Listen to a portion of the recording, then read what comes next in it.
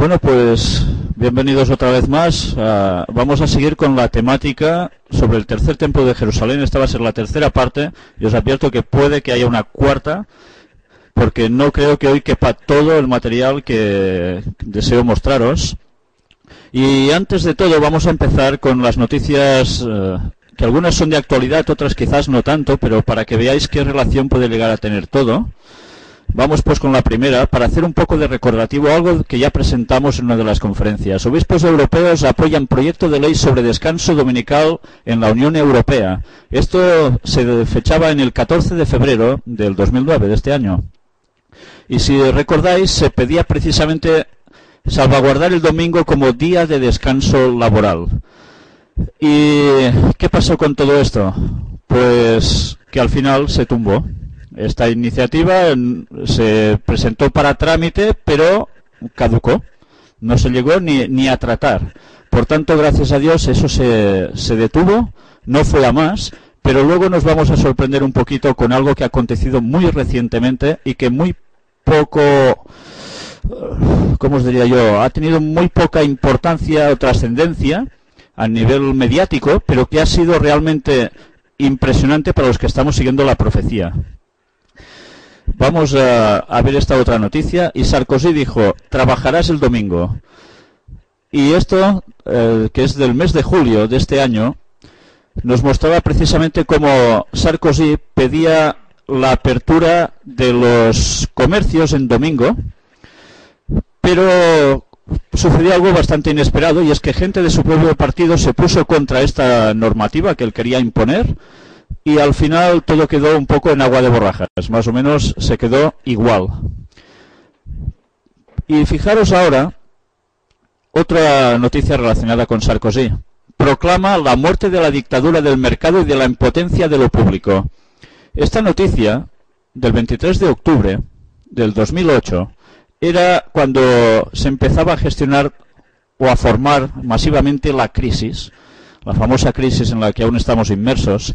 Y si vais leyendo detenidamente todo lo que aquí va surgiendo, veréis como él vuelve a sacar las frases célebres que tantas veces nosotros estamos citando aquí, y que lo que estaban buscando precisamente es que a raíz de esta crisis tendría que salir una gran solución, que sería una economía global. Y bien, ya sabemos que para esto fue creada esta crisis, ¿no? Para crear un gran mercado donde en el cual todos estemos inmersos de lleno y que todo vuelva a ser distinto. Esta vez bajo el título El nuevo orden mundial. Fijaros, el nuevo orden mundial se construirá en torno a las propuestas de Europa, dijo. Esto es realmente impresionante para los que seguimos las profecías, porque sabemos que Europa le va a dar el poder a la bestia, al Vaticano. Fijaros cómo aquí dice que Europa se va a encargar de construir este nuevo orden mundial. Realmente es impresionante. Vamos a hacer un poco de salto. Todo esto siempre lo podéis leer tranquilamente en vuestras casas. Y vamos a ver esta otra. La cumbre de Copenhague incluye la creación de un gobierno mundial. Esto aparece en Libertad Digital. Es una página web muy interesante. Siempre suelen sacar temas que van en consonancia con lo que presentamos aquí también. Y la verdad es que cuando uno empieza a leer todo lo que se iba a debatir en Copenhague, se queda uno muy sorprendido cuando empieza a ver que todo iba encarado para preparar este gobierno mundial. Y algún escrito se desprendió antes de tiempo donde ya se mostraba precisamente estas palabritas. Y bueno, precisamente ahora estamos en esos momentos que Copenhague, las reuniones de Copenhague están terminando, y que también parece ser que no se ha avanzado mucho absolutamente en nada. Aunque vamos a ver alguna otra noticia que realmente está vinculada a todo ello y que ha salido en los medios de comunicación, pero en cambio parece como si no hubiese sucedido absolutamente nada. Pero antes, quiero que veáis esta otra. Carta de Dan Brown. ¿Sabéis quién es Dan Brown? El escritor del Código Da Vinci, entre otros libritos, del cual han hecho películas. Y fijaros, ¿Sabéis? Se decía mucho, este señor está atacando al Vaticano, este señor se pone también con la masonería. Fijaros qué carta pude encontrar que él envió a esta página, que es un diario masónico. Es impresionante, ¿eh? Domingo 18 de octubre del 2009. Invitados de la jurisdicción del sur, es un gran honor para mí ser invitado a saludarles mediante esta carta. Esperaba poder estar con ustedes esta noche en persona, pero el lanzamiento de mi novela El símbolo perdido me ha mantenido alejado de Washington. Esta es la carta en cuestión. En las últimas semanas, como podrán imaginar, se me ha preguntado varias veces qué me atrajo tanto de los masones como para hacer de ellos el punto central de mi nuevo libro. Mi respuesta es siempre la misma. En un mundo donde los hombres batallan a propósito de qué definición de Dios es la más acertada, no encuentro palabras para expresar adecuadamente el profundo respeto y admiración que siento por una organización en la que hombres de credos diferentes son capaces de partir el pan, juntos en un lazo de fraternidad, amistad y camaradería. Por favor, acepten mis humildes agradecimientos por el noble ejemplo que constituyen para la humanidad. Es mi sincero deseo que la comunidad masónica reconozca el símbolo perdido como lo que es en realidad, un intento honrado de explorar reverentemente la historia y la belleza de la filosofía masónica. Sinceramente, Dan Brown. Bien, ya vemos que lo que nos muestran las novelitas, las películas, que a veces se nos quiere hacer ver que van contra algo, en verdad, precisamente no es para eso, sino que es para fomentar. Bien, siempre hay tapaderas, pues esta es tapadera con engaño. ¿Y cuánta gente se está tragando todo esto como cierto, lo que aparecen en estos libros? ¿Creen más esto que en la propia Biblia? Pues bien, se trata de que podamos ir desenmascarando todos estos artificios satánicos. Fijaros la fuente, Agencia de Prensa Masónica de Rumanía en México. Bueno, yo quiero hacer aquí un pequeño comentario. Rumanía es un punto clave de la masonería en Europa. Es el punto vital de conexión entre Occidente y Oriente. Y allí se gestan grandes cosas. Y hay implicaciones en lo más alto de ese gobierno, referente a la masonería. Pero bueno, no es el único. Ya sabéis que están por todas partes. Pues bien, ya veis aquí qué palabras incluso él ha utilizado. ¿Recordáis cuando el Papa Benedicto XVI fue a Estados Unidos? ¿Qué palabras aparecían allí siempre? En un mundo, ¿recordáis? Que siempre decían, en un mundo, pues Dan Brown, precisamente empieza con las mismas palabritas, ¿no? También es curioso como dice partir el pan juntos. Utiliza la comunión cristiana por excelencia, el partir el pan, ¿no? Pues, bueno, esa es la fraternidad, amistad y camaradería. En fin, sobran comentarios. Y vamos hasta otra, España, Málaga. El sector turístico exige comercios abiertos en domingo ante el tirón de los viajes de fin de semana. Esta es del 13 de noviembre de este año. Se pedía precisamente en Málaga que se pudiese abrir más los comercios en domingo porque es cuando el negocio es mejor. La cosa estaba tramitándose a ver qué se haría y qué se dejaría de hacer. Por un lado vemos que los comerciantes quieren, pero por el otro ya vemos que a veces hay esos rechazos de entre partidos políticos y demás sectores que precisamente coactan que esto pueda ser así. Y esta del periódico, del 17 de noviembre, nos dice: Obama defiende en China la libertad de expresión como valor universal. Y fijaros, el mandatario conciliador aboga por discutir de derechos humanos sin entrar en confrontaciones. El presidente de Estados Unidos pide respeto a las minorías étnicas y religiosas, pero evita nombrar el Tíbet. Fijaros como una vez más, Obama no hace más que ser el vocero del Vaticano. ¿No habla el Vaticano de pedir libertad religiosa en China? ¿Qué está haciendo Obama? Exactamente lo mismo.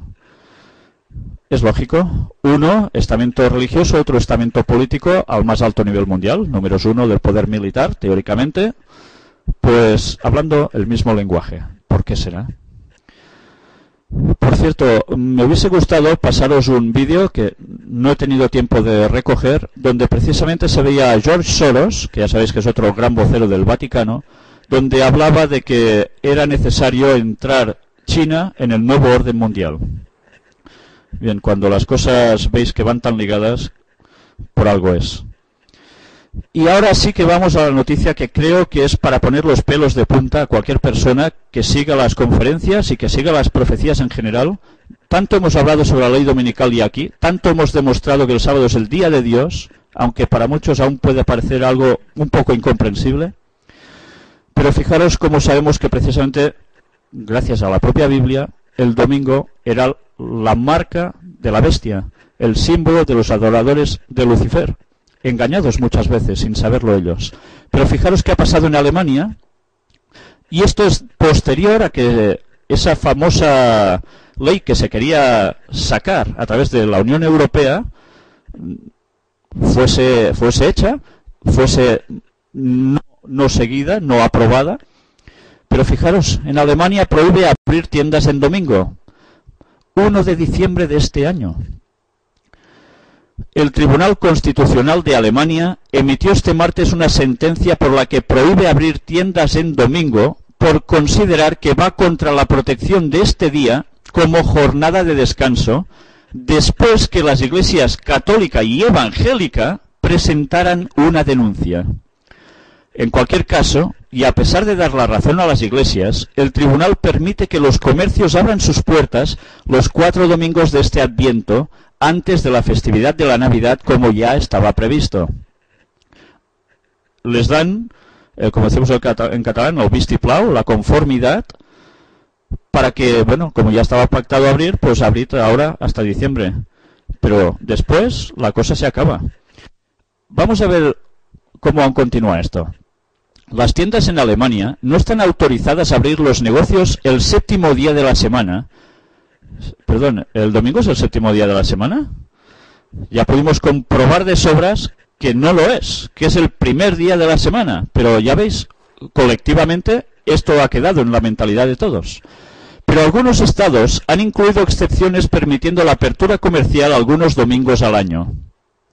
En el caso de Berlín, las autoridades autorizan la apertura 10 domingos al mes, incluidos los 4 durante el Adviento, lo que convierte al estado de la capital en el más permisivo del país. Las iglesias, por su parte, denunciaron que esta circunstancia provoca que los comerciantes tengan más complicado acudir a misa. Fijaros cómo la cuestión religiosa sale ya por aquí. La relación domingo como día festivo es para esto.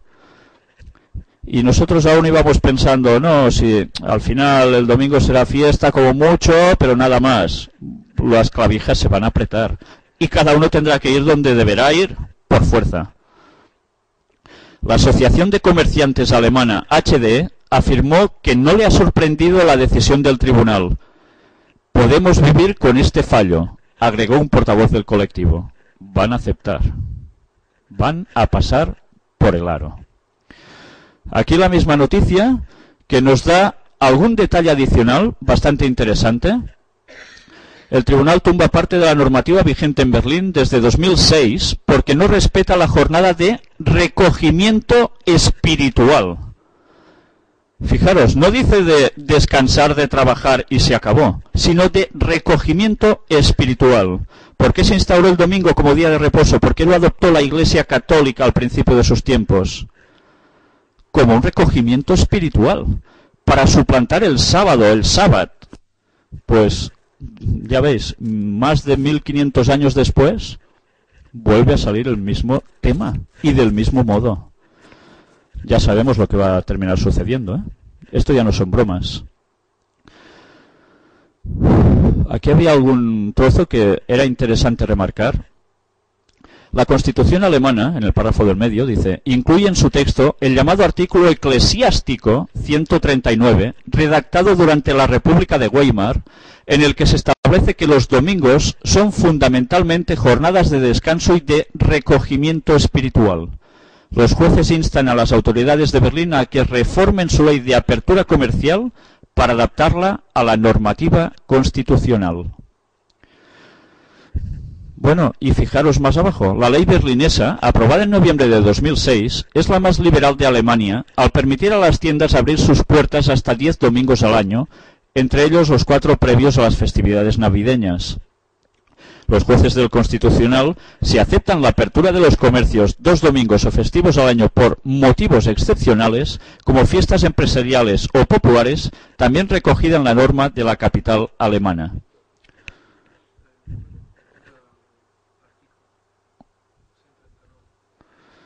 Es el 139 el número del artículo. Pues no está mal, ¿no? Si sumamos numeritos, pues yo personalmente no me había fijado, muchas gracias. 1 y 3, 4 y 9, ya sabemos que suma 13, ¿no?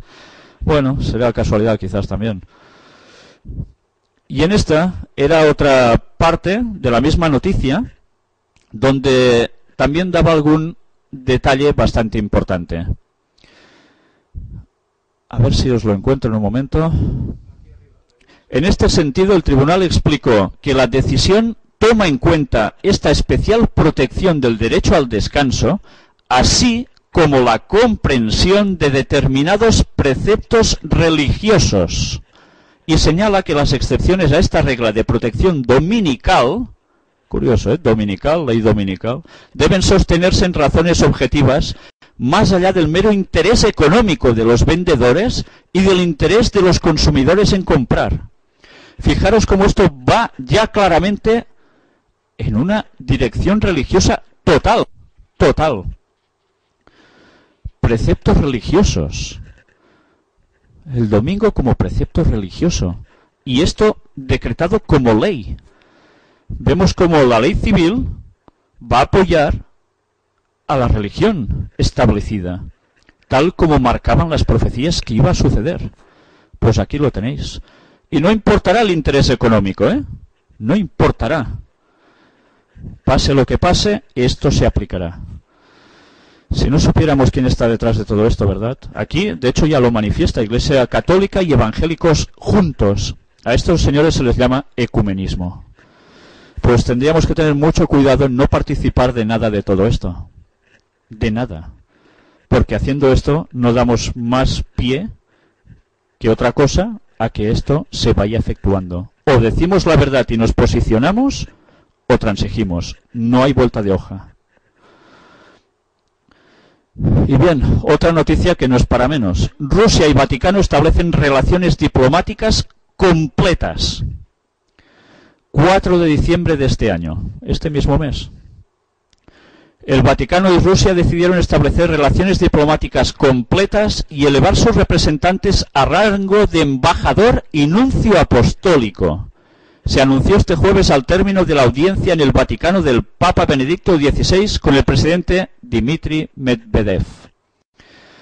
Pues bien, fijaros un poquito más abajo que pone. En el curso de la conversación, las dos partes manifestaron su satisfacción por las cordiales relaciones existentes y se acordó establecer relaciones diplomáticas completas entre la Santa Sede y la Federación Rusa, indicó el Vaticano en una nota. Y aún fijaros un poquito más. Por su parte, el presidente Medvedev confirmó al pontífice que había firmado un decreto que permite el establecimiento de relaciones diplomáticas completas con el Vaticano, declaró a la prensa la portavoz del presidente ruso Natalia Timakova. Por ello solicitó al Ministerio de Relaciones Exteriores que adelante negociaciones con el Vaticano para elevar el nivel de las representaciones, tanto de la Nunciatura Apostólica como de la Embajada, explicó. En 1990 los dos países establecieron relaciones a nivel de representantes. La normalización de las relaciones diplomáticas ocurre en un momento de deshielo, atención a esto, entre la Iglesia Católica y la Ortodoxa, tras la intronización en febrero del patriarca ortodoxo Kirill, por años ministro de Relaciones Exteriores de los ortodoxos. ¿Recordáis que comentamos esta noticia ya hace un buen tiempo, cuando surgió? Pues ya veis para qué fue surgiendo y para qué se colocan a las personas en su lugar. Todos son piezas clave de ese puzzle, para que las profecías se cumplan.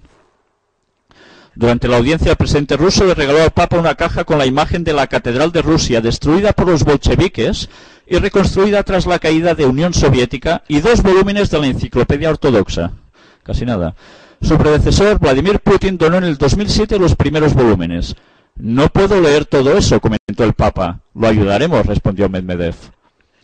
El gobierno ruso no quiere tensiones con el patriarcado de Moscú y no da pasos que le molesten, agregó el experto en asuntos religiosos.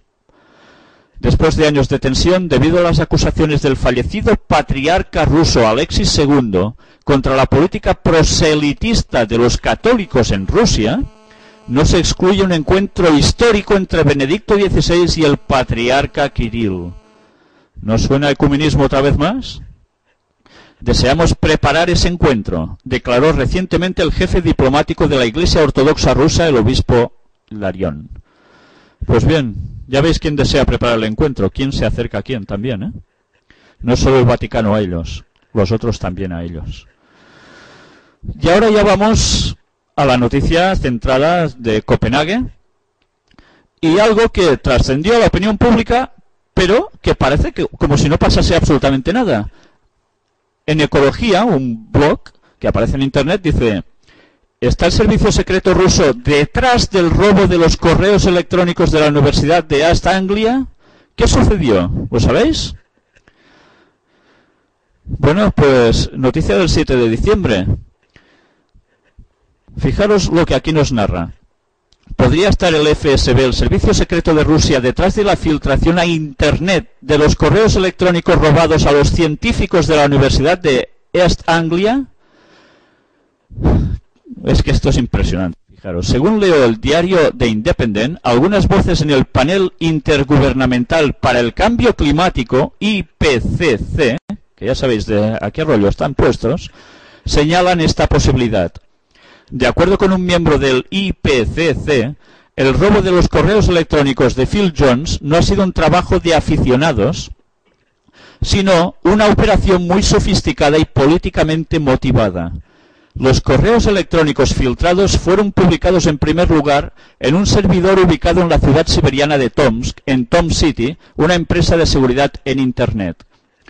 ¿Y qué salió en estos correos?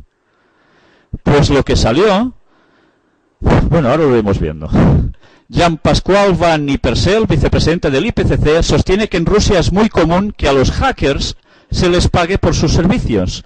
Así que no cree que la selección de correos que se hizo, de entre data que cubre 13 años de trabajo, haya sido aleatoria o el trabajo de un amateur. Según The Independent, los servicios de seguridad rusos, descendientes del KGB, invierten importantes recursos en los piratas informáticos y la oficina de Tomsk tiene un registro de la emisión de declaraciones felicitando a los estudiantes locales por hackear páginas de críticos y antirrusos. Si efectivamente es la FSB quien está detrás de la filtración, los científicos creen que podría ser parte de una estratagema rusa para retrasar las negociaciones o ganar más concesiones a Moscú. Pero, ¿qué contenían estas filtraciones? ¿Qué era esto que ha trascendido a la opinión pública? Pues ahora lo veremos, de aquí un momentito. Sarkozy advierte contra la ostentación de las religiones. Hacemos un cambio para entrar en la otra noticia de lleno. El presidente francés aprovecha el referéndum suizo para apoyar el debate de identidad nacional. ¿Qué pasa con esto? Esta noticia es del 8 de este mes. ¿Sabéis? En Suiza se aprobó una ley del pueblo votando de que no dejarían hacer más que, ¿lo recordáis? A los islámicos, minaretes. Porque, claro, eso no es de la cultura suiza, eso no es de la cultura, ¿qué? De Europa, no es de la cultura, ¿qué?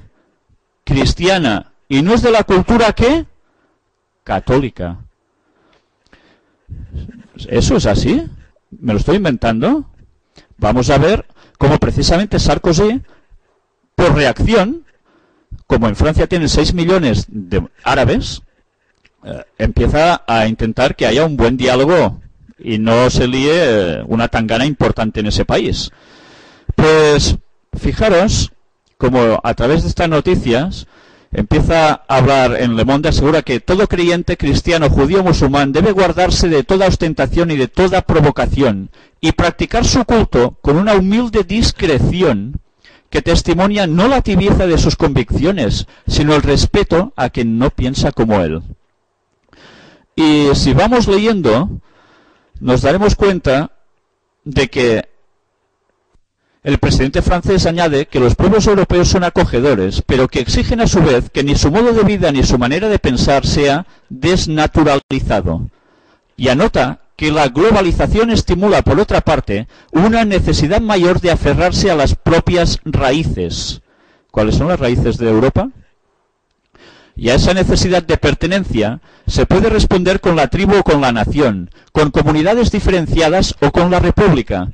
Por eso quise que se celebrara un debate sobre la identidad nacional, y añade: al que recibe le corresponde reconocer lo que el otro puede aportar, al que llega le toca respetar al que tiene enfrente. Y claro, empieza a hablar de la laicidad, no es un rechazo a las religiones, sino un respeto a todas las creencias. Y refiriéndose a los musulmanes agrega: combatiré toda forma de discriminación, pero la civilización cristiana ha dejado una huella tan profunda que todo desafío a esta herencia condenaría al rechazo la instauración del Islam en Francia, un Islam que, sin renegar de su fondo, deberá encontrar vías para insertarse sin violencia en nuestro pacto social y cívico. Pues casi nada. En otras noticias puntualiza no solo cristianos, sino la propia palabra católica, Europa católica. Pero bien, ahora volvemos con algo que diréis: ¿y esto qué tiene que ver? Financial Post. Esto pertenece a Canadá. Fijaros, noticia del 8 de diciembre de 2009, y nos empieza a hablar de una verdad un poco especial. Resulta que el gobierno chino está diciendo algo que nos va a sorprender a todos. Aquí lo tenéis en inglés, vamos a traducirlo un poquito. El mundo entero necesita adoptar la política de un niño como tienen en China.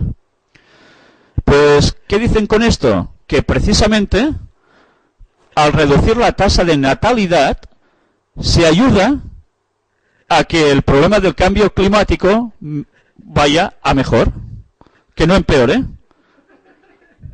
¿Vale? A esto se llama reducción de la población. Y ya sabéis que uno de los planes de la masonería precisamente es reducir la población mundial. Cualquier excusa es buena, como el rollo del cambio climático que nos están dando continuamente, para hacer lo que ellos pretenden. Es realmente impresionante, porque si ahora China tiene que ser el ejemplo a seguir, ¿qué más van a hacer para disminuir la población? Pero lo van a hacer, ¿eh? Lo van a hacer. Esta noticia la podéis leer bien en vuestras casas.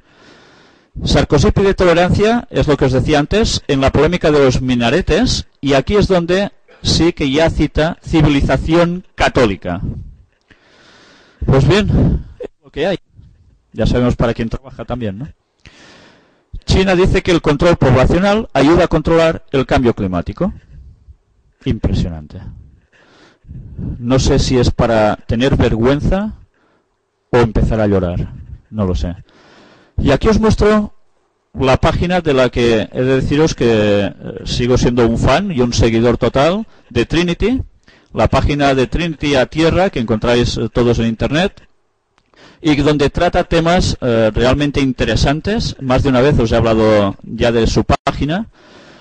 Y esta precisamente la he querido seleccionar porque creo que mejor yo no lo podría explicar, y si alguien ya ha hecho esta gran labor, vale la pena que lo podáis seguir. Comunicado de Copenhague. Adivina quién viene a cenar esta noche, lo tituló ella. Pues bien, en este comunicado de Copenhague, precisamente está lo que antes os he dejado como noticia un poco colgada. Fijaros, vamos a leerlo todo porque no tiene desperdicio.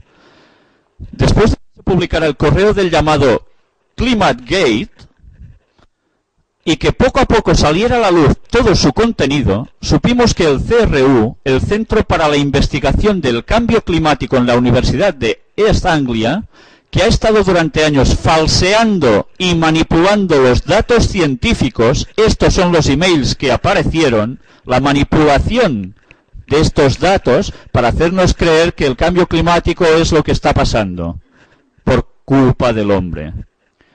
Pues todo esto ha salido a la luz. ¿Y sabéis qué se está haciendo? Esto no lo pone el escrito ahora, os lo comento yo. Se ha debatido tan solo ¿quién es el culpable de haber sacado a la luz esto, de haber hackeado? Pero en ningún momento se está debatiendo de que por qué estas personas han manipulado estos datos y están llevando a la confusión total a todo el mundo, haciéndonos creer que el CO2 es la culpa del cambio climático y nosotros con él. ¿No es vergonzoso acaso? ¿Y por qué esto que salió un momento a la opinión pública se refleja tan solo unos instantes y no se va al fondo de la cuestión, sino a la forma más absurda, ir a por el hacker? ¿Por qué no van por los que han cambiado todos los datos falseándolos? ¿Y por qué en Copenhague, después de salir toda esta información totalmente cierta, siguen con el mismo rollo de que harán con el cambio climático? ¡Qué vergüenza! Pero en fin, vamos a seguir leyendo porque ella lo explica muy bien. Que ha estado durante años falseando y manipulando los datos científicos, ocultando resultados y métodos de medición a sus colegas científicos, presionando a colegas y periodistas y medios de información que no apoyaban de forma entusiasta su teoría corroborada por miles de científicos en todo el mundo, entre ellos más de 30.000 que denunciaron a Al Gore por fraude. Tenía contactos con los directivos de las empresas petrolíferas, energéticas y algunas de las empresas más contaminantes del planeta y que buscaban en ellas los apoyos financieros necesarios para sostener su actividad. Leer abajo traducción de correos que demuestran este punto y enlaces a los correos hackeados. Bien, parte de toda esta temática que aquí se muestra, yo lo tenía preparado para tratar en la conferencia sobre el cambio climático. Pues no he podido esperar a sacaros esto para esa conferencia, porque es la realidad que estamos viviendo en este preciso momento en Copenhague. Después de que supiéramos que no piensan guardar las formas durante la cumbre de Copenhague y viajan a todo trapo y en limusinas altamente contaminantes, nada de coches híbridos ni eléctricos como cabría esperar. Y cuando se han revelado, según un análisis de la Alianza del Contribuyente, que una aproximación conservadora sobre el gasto para el contribuyente rondaría los 130 millones de libras esterlinas, que incluye 6,3 millones de libras en vuelos, 20 millones de libras en hoteles y 3,3 millones de libras en comida, además de salarios para delegados del gobierno danés estimados en 37 millones de libras. Nada, 4 chavos todo. Después de que supiéramos que la ONU y su división para el medio ambiente lleva años diseñando la campaña del calentamiento global con la perspectiva del marketing para dirigir el mensaje, la mentira, a los más jóvenes. Después de que descubriéramos, por cierto, todo esto también os lo voy a mostrar en la conferencia del cambio climático, como quien está detrás de todo esto son de los personajes que venimos hablando siempre, y con pruebas. Después de que descubriéramos a mediados de octubre de 2009 el borrador del tratado que quieren firmar en Copenhague, documento borrador que tiene fecha de septiembre de 2009 y del que nos habló Lord Monckton en una conferencia, documento en el que ya se hablaba de transferencia tecnológica y de medidas drásticas que tienen la intención de aprobar allí sin que nos pregunten a los ciudadanos que las sufriremos. Después de que supiéramos que la Agencia del Medio Ambiente en USA, la EPA, ha declarado al CO2 un gas tóxico y contaminante, es lo que exhalamos al respirar, hay que recordarlo, coincidiendo con el inicio de la cumbre de Copenhague, anuncio que nos deja pendientes de saber qué será lo siguiente, ya que la vida humana, floral y animal sobre la Tierra no pueden evitar producir CO2. Después de que escucháramos por la radio Antena 3, pero seguro que mensaje suena alto y claro en muchos sitios, dejando de lado las evidencias del crimen organizado, que filtrar los datos es parte del método científico y que Newton jamás habría descubierto la ley de la gravitación universal de no ser por ello, o que, aunque un puñado de científicos corruptos no hicieran bien su trabajo, no significa que la teoría sea falsa, o para intentar confundir nuestras mentes sobre la gravedad de los hechos. Sobre esto último, el primer argumento es tan falaz que se expone a sí mismo. Sería tedioso intentar hacerlo aquí, aunque podemos recordar que el método científico es otra cosa bien distinta, gracias a Dios, pero voy a recordar un par de cosas, dice ella. El método científico se basa en la posibilidad de reproducir un experimento y debe permitir constatar los mismos datos en distintas mediciones por distintos actores, y en la falsabilidad, que quiere decir que toda proposición científica tiene que ser susceptible de ser falseada, es decir, que se puedan diseñar experimentos que en el caso de dar resultados distintos a los predichos, negarían la hipótesis que se quiere probar. En el caso de la teoría del cambio climático producido por el hombre, miles de científicos de todo el mundo han empleado el método científico para medir las temperaturas en distintos lugares del globo, obteniendo datos muy distintos a los obtenidos por el CRU, de donde sale la mayor parte de sus informes y resultados. Datos que revelan que las temperaturas del planeta no están ascendiendo de forma alarmante y que en todo caso lo vienen haciendo desde 1700, es decir, durante la pequeña edad de hielo, así llamada. ¿Sabíais que hubo una pequeña edad de hielo en ese tiempo? Esto normalmente no nos lo dicen, ¿eh? Pues la hubo. Que el CO2 de ningún modo ocasiona el ascenso de las temperaturas y que más bien es un resultado de este ascenso. Curioso. Y que este gas, además, no es contaminante, sino más bien que la flora experimenta inusuales crecimientos expuestos a niveles más altos de CO2. Han probado la falsedad de esta teoría en muchas ocasiones, su falsedad e inconsistencia. Por desgracia, como denuncia el vídeo, uno que aparece aquí, los científicos no alineados no han tenido acceso a la publicación de sus resultados, comunicación a la opinión pública, ni posibilidad de obtener los datos y métodos aplicados en el CRU.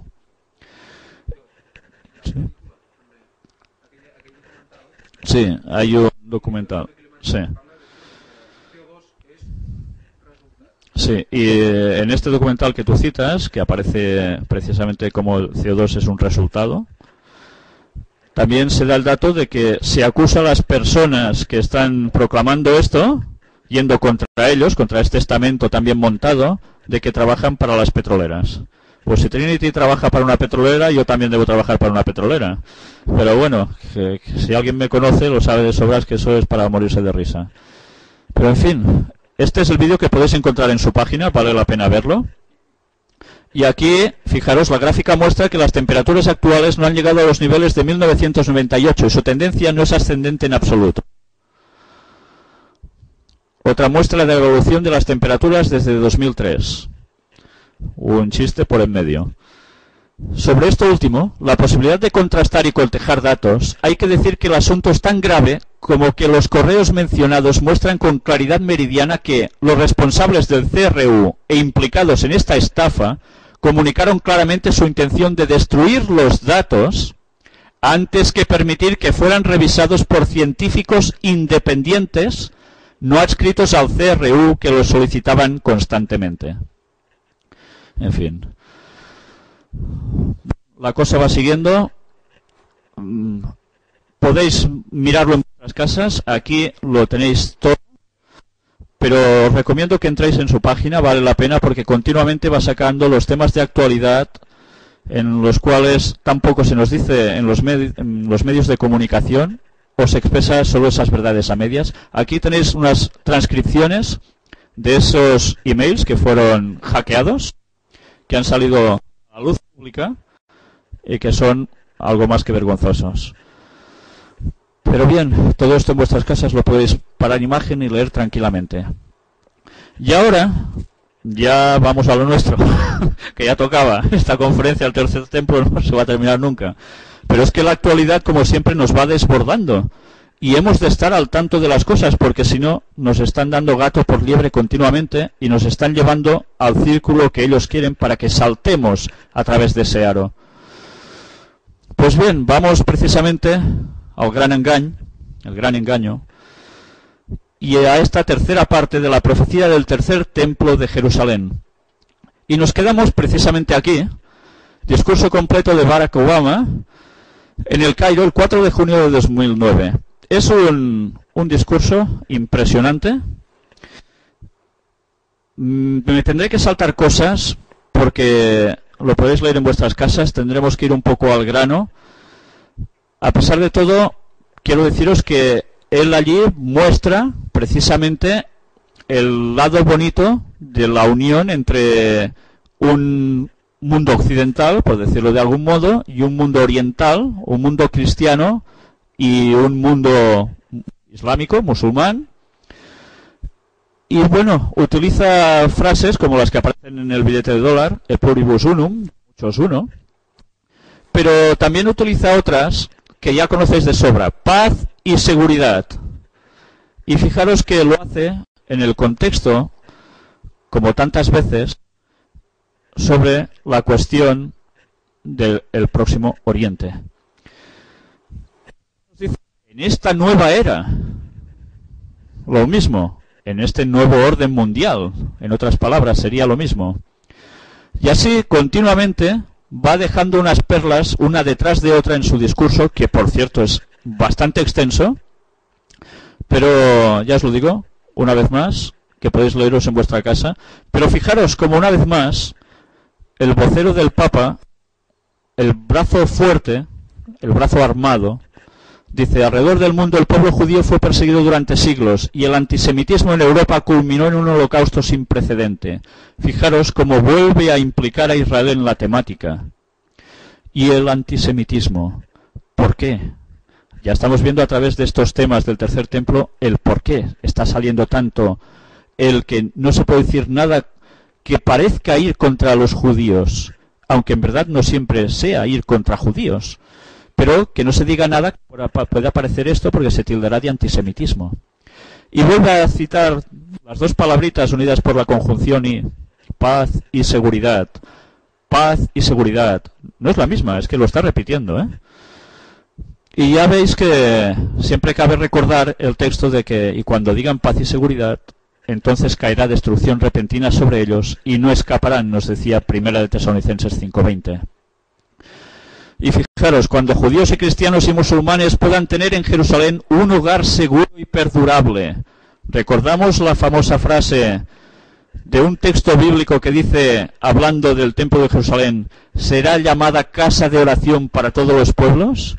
Eso es lo que ellos pretenden hacer en ese tercer templo de Jerusalén. Que todo el mundo unidito vaya allí a adorar. ¿Adorar a quién? ¿A Dios? ¿Al auténtico? ¿O a Lucifer? Ya lo sabemos a quién. Bien, todo esto que está remarcado en distintos colores, os lo recomiendo especialmente que os lo leáis en vuestras casas. Sale también la famosa frase Alianza de las Civilizaciones, que hizo famosa el presidente de España, Zapatero, que ya sabemos también a qué grupo pertenece. Hablan de petróleo y gas, como no.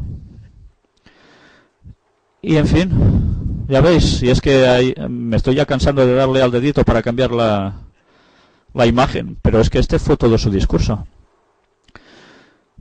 Y bien, y ahora una sorpresita. Centro de Investigaciones de Relaciones Internacionales y Desarrollo. Fijaros qué nos pone aquí. La foto, todos conocéis a la persona en cuestión. Don Juan Carlos I, rey de España. Es asimismo caballero de las órdenes de Javier, la Anunciada, la Jarretera y el Imperio Británico.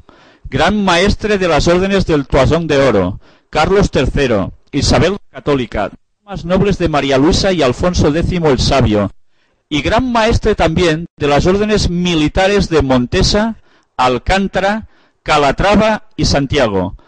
Sobre Calatrava no recuerdo si os dije algo alguna vez, creo que sí, pero que estaba totalmente vinculado al rollo que ya sabemos, del que siempre tratamos. Esto no quiere decir que obligatoriamente él tenga que estar puesto como un masón reconocido. Él negó su entrada en la masonería, dijo que él no entró, aunque se le propuso. Pero bien, fijaros el dato curioso que va apareciendo aquí. En 1993 el monarca impulsó la creación de la Fundación Pro Real Academia Española, de la que es presidente de honor, descendiente del emperador Habsburgo Carlos I de España y V de Alemania, del rey Luis XIV de Francia y la reina Victoria de Gran Bretaña e Irlanda. Don Juan Carlos está emparentado en mayor o menor grado con todas las casas reales europeas. Paro un momentito y comento. ¿Recordáis la profecía de Daniel 2? ¿Qué decía? Mas se unirán a través de alianzas humanas. O eso intentarían, pero que no llegarían a unirse. Estaba hablando de Europa. Pues, bueno, su linaje, sus ancestros, no demuestran acaso como la profecía era esto y realmente se ha hecho así. Intentar unir a través de familias dinásticas unos con otros para unir Europa. Pues esa es la continuación aún actualmente. Los avatares históricos, y ahí viene lo curioso, y las intrincadas genealogías dinásticas han producido un abigarrado patrimonio nobiliario que incluye títulos tan pintorescos como los de Rey de Jerusalén, Archiduque de Austria, Duque de Borgoña y Conde de Flandes. Rey de Jerusalén. ¿Esto es pintoresco? Puede ser pintoresco, pero lo curioso de lo pintoresco es que España, fijaros que siempre hace de mediador en las polémicas que allí surgen. ¿Por qué? Porque es pintoresco. No, no es porque sea pintoresco, es porque esto sigue estando en vigencia. Y todo esto viene de la época de las cruzadas. Las cosas tienen su continuación. Y cuando vemos a Moratinos que va haciendo sus viajes, es por algo. Porque la intercesión de España en estos lugares sigue estando en pie. Esto no es cuestión pintoresca solo. Y aquí, vicepresidente de Estados Unidos, Joe Biden. Yo soy sionista, dijo. ¿Recordáis que hablamos de Joe Biden? Pues aquí lo tenéis. Y él dice que es sionista. El vicepresidente de Estados Unidos, Joe Biden, en una entrevista con Shalom Televisión. Shalom, ya podéis imaginaros de dónde pertenece, ¿no?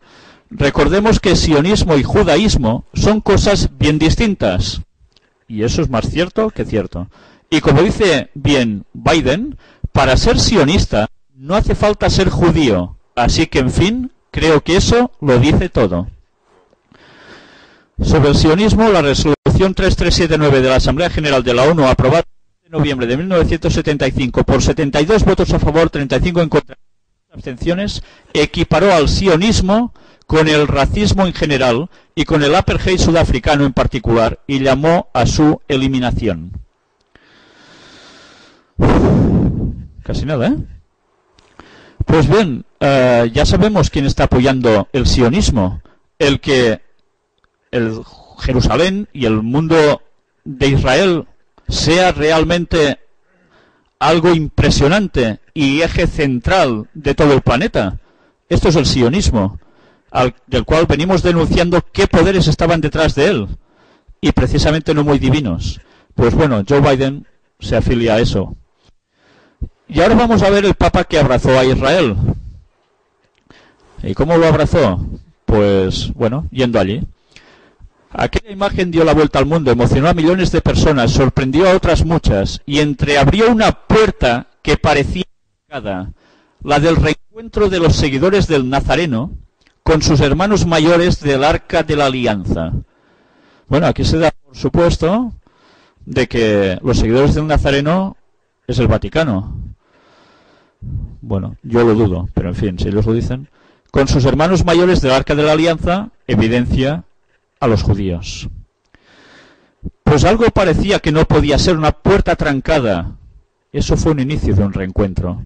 La paz con los judíos es indispensable para allanar el camino de una futura reunificación cristiana. Es impresionante esta frase.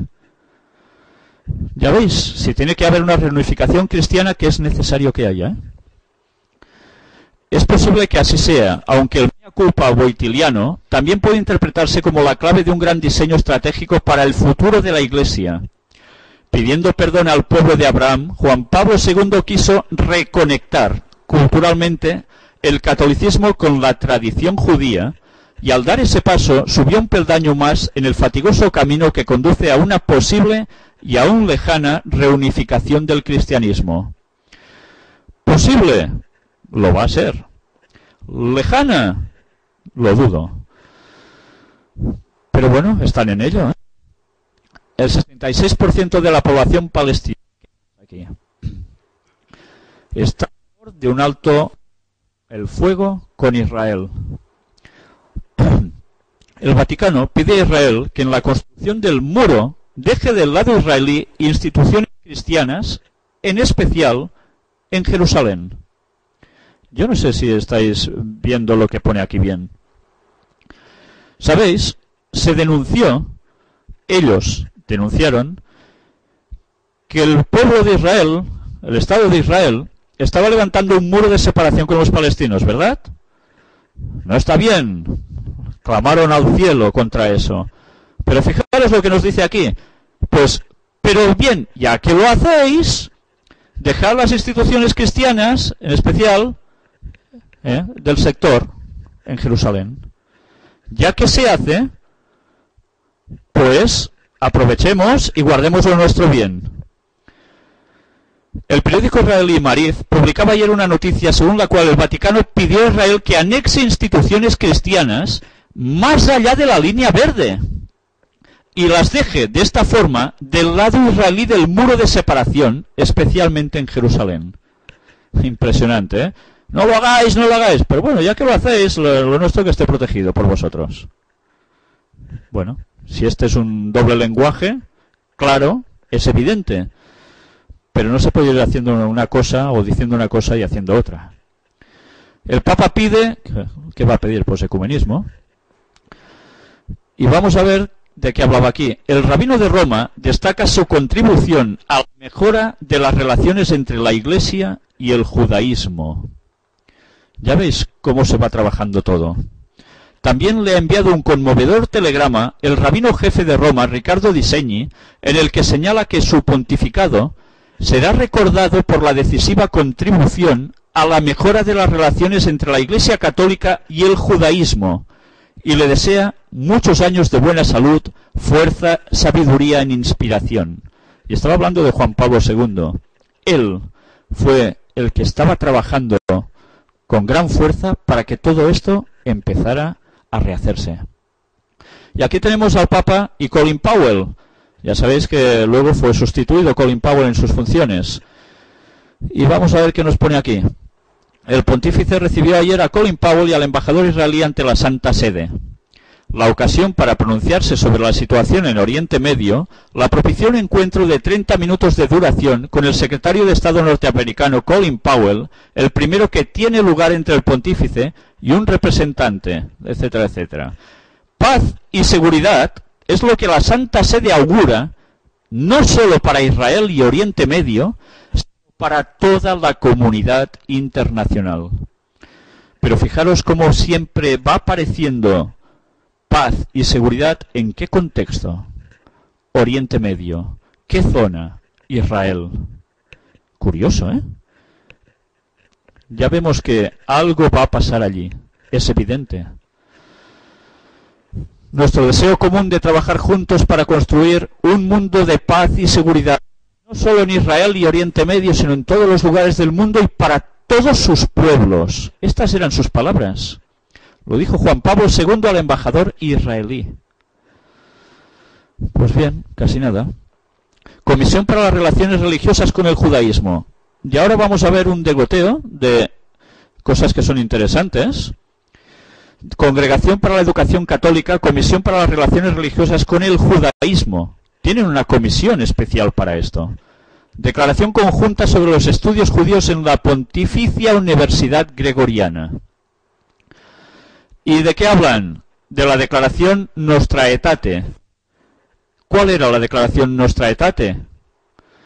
Pues era el paso que el Concilio Vaticano II dio para acercarse especialmente a esos hermanos mayores, los judíos.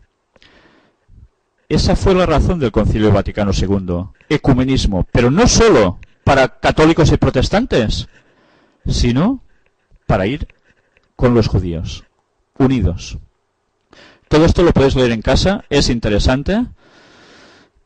Firman esta declaración que tiene como única finalidad el aumento del diálogo religioso y la elevación del nivel académico y científico de los estudios judeo-cristianos. Fijaros cómo ahora estas palabritas ya van empezando a sonar siempre juntas. Y fijaros en estos detalles. Centro Cardenal Bea para Estudios Judíos, de la Pontificia Universidad Gregoriana, recientemente reorganizado. Cardenal Bea. Si sabéis algo de lo que declara precisamente un ex jesuita llamado Alberto Rivera, él declara de que el Cardenal Bea fue precisamente cuando él estaba estudiando, siendo instruido, él declara que el Cardenal Bea fue la persona que les reveló para qué trabajaban verdaderamente los jesuitas, y el cual mostraba en su dedo el anillo famoso del compás y la escuadra, con lo cual se demostraba la vinculación entre unos y otros, y que precisamente era el encargado de prepararlos para llevarlos a infiltrar a las otras iglesias no católicas y cristianas. Y que, curiosamente, él dice de que la primera iglesia a la cual fue alguien enviado de su grupo para infiltrar, fue a la Iglesia Cristiana Adventista del Séptimo Día.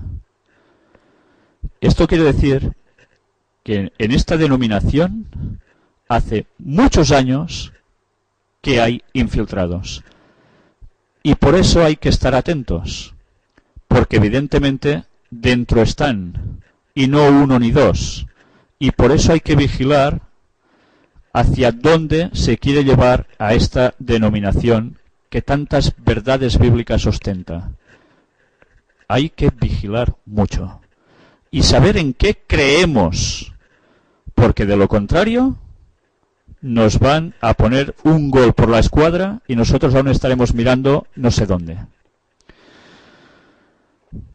Pues se hizo un centro, el Cardenal Bea, precisamente para estudios judíos, con lo cual, si el Cardenal Bea trabajaba para el ecumenismo con el mundo cristiano en general, ¿no iba a trabajar acaso también para los judíos?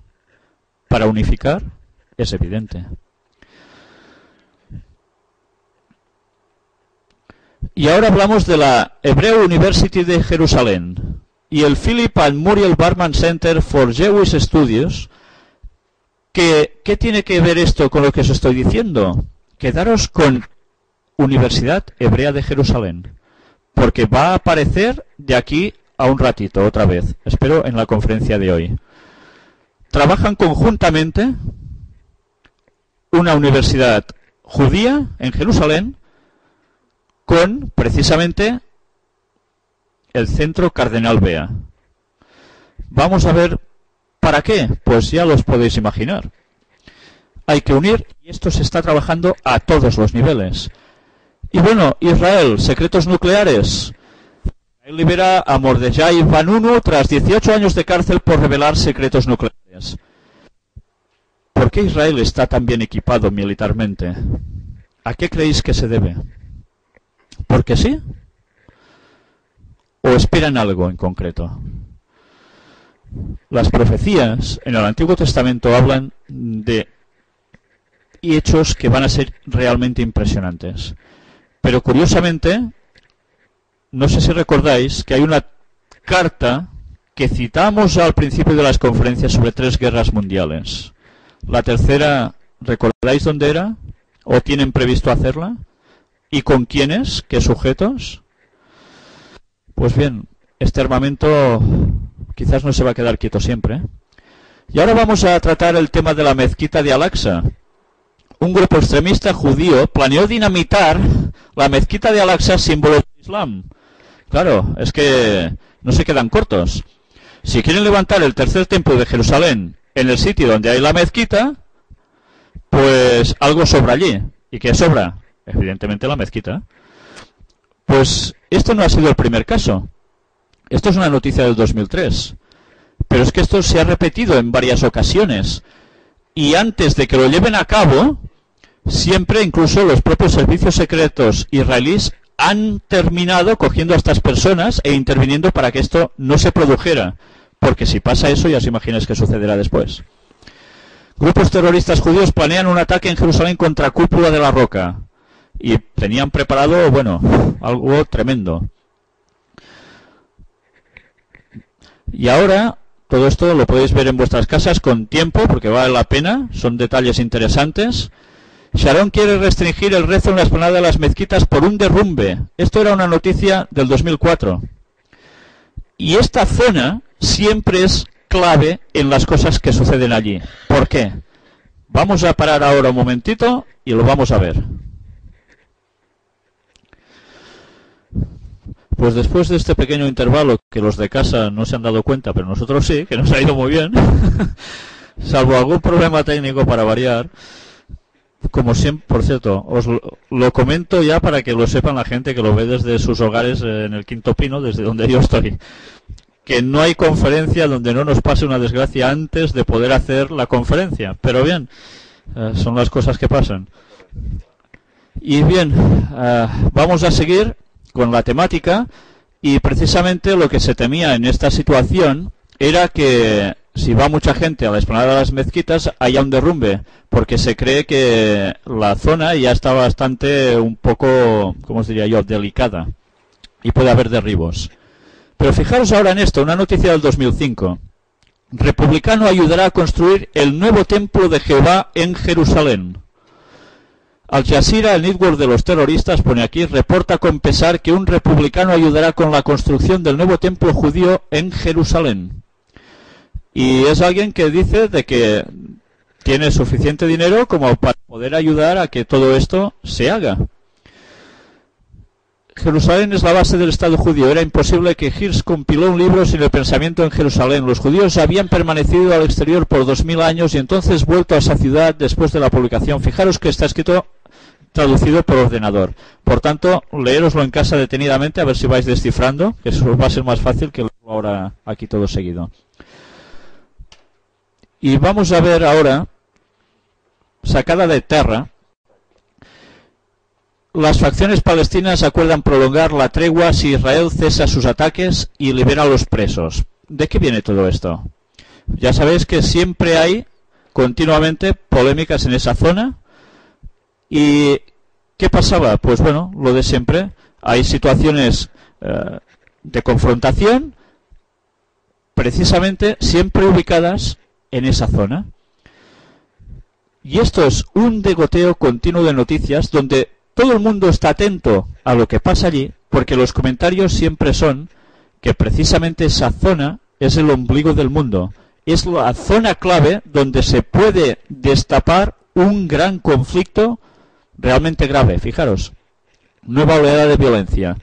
Por otra parte, el primer ministro palestino Ahmed Corey advirtió hoy de que podría desatarse una nueva oleada de violencia en la región si un grupo de extremistas judíos cumple sus planes de ocupar la explanada de las mezquitas en Jerusalén, como parte de un intento por sabotear la proyectada evacuación israelí de la Franja de Gaza y partes de Cisjordania. Siempre el problema termina en el mismo lugar, la explanada de las mezquitas, o lo que es conocido para los judíos, el monte del templo. Fijaros qué dicen aquí ellos. Advertimos al gobierno israelí y a la comunidad internacional de que si se produce algún ataque contra Al-Aqsa, la situación estallará. Desde luego es la clave de todo ese lugar. Pero ahora, fijaros bien en lo que vais a ver. Noticia del 2005, 14 de noviembre. Se reinstaura secretamente el Sanedrín como paso previo a la llegada del Mesías. ¿Qué es el Sanedrín, primero de todo? En tiempos de Jesús había 70 señores junto a un sumo sacerdote que eran los gobernantes ideológicamente del pueblo, en el sentido religioso, pero también que querían aplicar leyes. Pero claro, en los tiempos de Jesús dependían del poder romano, como en el caso de Herodes, mandando en esos momentos. Y a esto a ellos les picaba mucho. Por eso querían siempre esa revuelta contra Roma. Y por eso en tiempos de Jesús se vivía esa situación tan difícil. Y ellos fueron los que montaron toda la persecución, toda la trama que está registrada en los evangelios contra Jesús, por no aceptarlo como el Mesías. Y sabéis que utilizaban en sus artes, para poder conquistar sus premisas, algo que han venido haciendo desde hace mucho tiempo, y es el factor dinero. ¿Qué hicieron con Jesús? ¿No fue vendido por monedas de plata? ¿Quién las pagó? Pues bien, vamos a ver si estos señores, que en tiempos de Jesús fueron tan polémicos e iban a lo que iban, ahora son distintos. El Sanedrín fue silenciosamente reinstaurado el 13 de octubre del año 2004 por el consenso de cientos de rabinos prominentes. Esto lo componen rabinos. Vamos a sumar, ¿sí? Va. Tú mismo, ¿qué sale? Casi nada. Una de las primeras acciones del Sanedrín, reinstaurado, ha sido discutir la zona precisa en el monte del templo donde estuvo el templo de Salomón, a fin de determinar la futura zona donde deberá funcionar el Sanedrín dentro del templo que se quiere reconstruir. La reinstauración del antiguo Sanedrín es uno de los acontecimientos y requisitos que, según sus enseñanzas, marcan la venida de su Mesías prometido. El Sanedrín debe preceder a la plena restauración del Gran Israel, en lo que se conoce en sus textos religiosos como Guerra de las Naciones, en la cual los diversos gentiles, todo aquel que no es judío, se enfrentarán entre sí, y en medio del caos de dichas guerras se espera que aparezca su Mesías para encabezar el nuevo mundo bajo el liderazgo de Israel. Dentro del ambiente mesiánico en que se produce la elección del nuevo presidente del Sanedrín, en los últimos meses varios prominentes rabinos ortodoxos han declarado que esperan la llegada inminente de su Mesías. Araf Ofadla Yosef, ex rabino principal de Israel, dijo: todo lo que se dice sobre la evacuación de los colonos de Gush Katif son solo cosas temporales. El Mesías vendrá inmediatamente, ya está a nuestras puertas. Igualmente, Raf Ben-Layahu Samuel expresó recientemente: a cada momento estamos esperando la redención. Raf Abraham Chal, en una rara aparición en público, expresó que Israel está a las puertas de su redención. Y Rabí Mordechai el Yahú, asimismo ex rabino sefardita principal de Israel, ha dicho: todos nosotros tendremos el privilegio de ver cara a cara al Mesías verdaderamente pronto. Cuando ellos hacen estas declaraciones, ya nos podemos ir preparando. Delegados del Benait Noah se sientan ante los miembros del Sanedrín naciente en Jerusalén. Y allí los tenéis, el Sanedrín. ¿Veis cómo van con sus atuendos sentados en la mesa?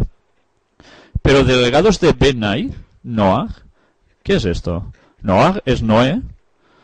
Benait, ¿recordáis una conocida logia donde solo entran judíos arriba de todo, que son los Benai Berai? Bueno, será una casualidad que todos aparecen por aquí. Aquí fotos de los mismos, ya veis que van en plan muy ultra ortodoxo. Y bueno, esto os lo dejo para leer en casa, vamos a saltar un poco. Hay alguna cosa que es interesante por eso. Pero todo esto en vuestras casas para ganar un poco de tiempo. Rabino líder llama a judíos del mundo a regresar a Israel para reconstruir el templo y esperar al Mesías, 2005. Otra vez van saliendo noticias al respecto que cada vez van apretando más. Esta es una declaración pública que se ajusta a todos los judíos del mundo que quieran escuchar. Todos deben regresar a la tierra de Israel debido a los terribles males naturales que se avecinan en el mundo. Menos mal que conocemos las profecías. Y si no, ya podemos darnos prisa a conocerlas, porque las que marcan el tiempo del fin hablan de estas cosas. He ordenado la publicación de esta declaración como una advertencia para que los judíos que viven en las regiones distantes del planeta estén conscientes del peligro inminente que corren y regresen de inmediato a la tierra de Israel, reconstruyan el templo y permita se revele nuestro Mesías de justicia. Bueno, pues nada, nos tendremos que poner las pilas pronto porque los tiempos los están marcando bien. El principal rabino pide que Dalai Lama ayude a fijar la ONU religiosa, ¿dónde?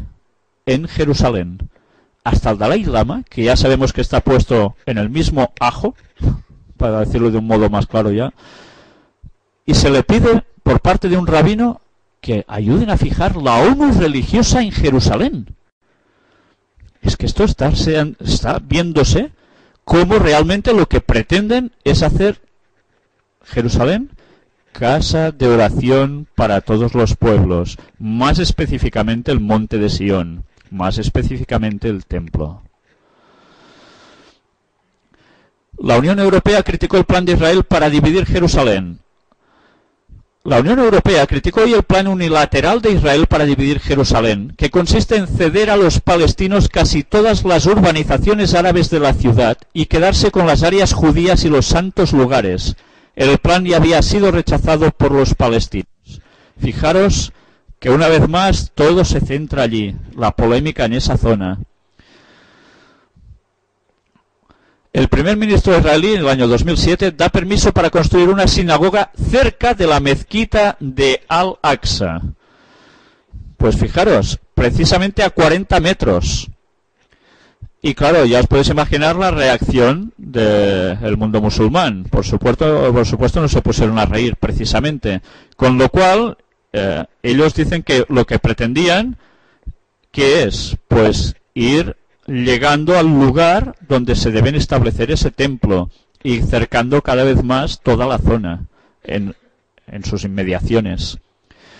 También hay la gran problemática de que allí se está escarbando a nivel arqueológico para intentar encontrar los restos del primer templo de los judíos, pero que el mundo palestino no está nada a favor de todo esto, sino que niegan que jamás allí hubiese habido suelo judío, templo judío, y unos se acusan a otros de que se esconden las pruebas, que unos las destruyen y los otros van buscando los restos que sacan arqueológicamente para ir indagando a ver si hay algo que delate que verdaderamente el primer templo judío estuvo allí. Pues algo ha aparecido ya, y ya lo veremos, con la cual cosa parece ser que el argumento que daba el mundo islámico ya no se sustenta. Verdaderamente la Biblia no mintió. Allí hubo un templo judío. Web Islam. Obras israelíes ponen en peligro a la mezquita de Al-Aqsa, el tercer lugar sagrado del Islam. Claro, tienen miedo de que al ir escarbando allí, la mezquita ceda porque los cimientos están muy tocados debido a la arqueología que se ha hecho allí y a terremotos que ha ido habiendo, y esa gran mezquita se derrumbe.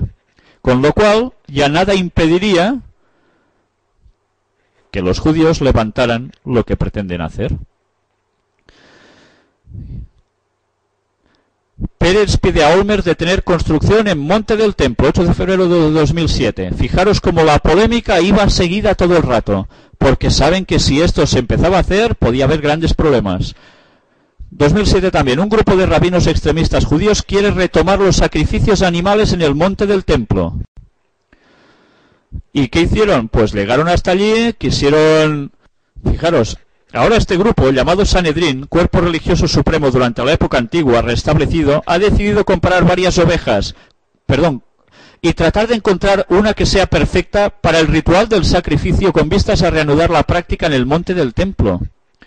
No sé si os dais cuenta la importancia de una oveja ideal para esto, porque simbolizaba a la esperanza que ellos tienen para que regrese su Mesías.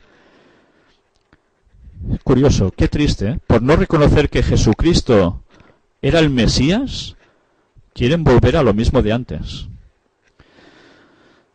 Pero bueno, ya veremos quién tiene razón. Esperamos, si Dios quiere, tener tiempo suficiente de vida para mostrar cómo Jesucristo verdaderamente era el Mesías predicho en la Torá, en sus propios libros antiguos. Todo llegará a su tiempo. Rumor incendia al Islam. Es la hora del tercer templo de Jerusalén. Y claro, ante esto, ya os podéis imaginar la revuelta que hay en el mundo islámico cada vez que aparecen noticias que están diciendo de que esto se quiere cumplir ya. Y ahora vamos a ver un vídeo, si tenemos un poco de suerte, del rabino Chaim Richman. De él os hablé con el asunto de la vaquilla alazana, la vaca roja, que fue el encargado de ir a mirar si esa vaquilla tenía pelitos blancos o no, para decretarla oficialmente totalmente pura y apta para el sacrificio, para bendecir la zona del Monte del Templo, donde con sus cenizas y esa agua mezcladas se limpiaría sagradamente la zona para levantar ya el templo. Pues bien, vamos a ver un vídeo Es un poco largo, creo que son 10 minutos aproximadamente. Él habla, pero nosotros, si no entendemos lo que nos dice, vamos a verlo subtitulado. Por tanto, estad atentos a todo lo que dice, porque hay frases que, bueno, si estáis siguiendo las conferencias, os vais a quedar, como yo, petrificado. Vamos a ver qué nos dice este señor del Instituto del Templo en Jerusalén.